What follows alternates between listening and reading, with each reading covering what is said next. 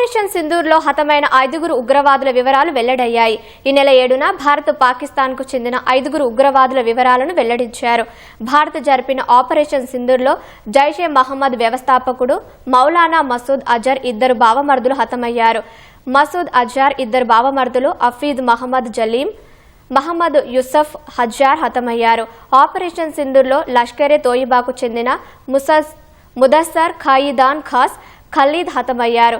జైషే మహమ్మద్కు చెందిన మహమ్మద్ హసన్ ఖాన్ మృతి చెందారు. పాక్ ఆర్మీ లాంఛనాలతో ముదస్సర్ అంత్యక్రియలు నిర్వహించారు. ముదస్సర్ అంత్యక్రియలకు పాక్ ఆర్మీ చీఫ్, పాక్లోని పంజాబ్ సీఎం హాజరయ్యారు.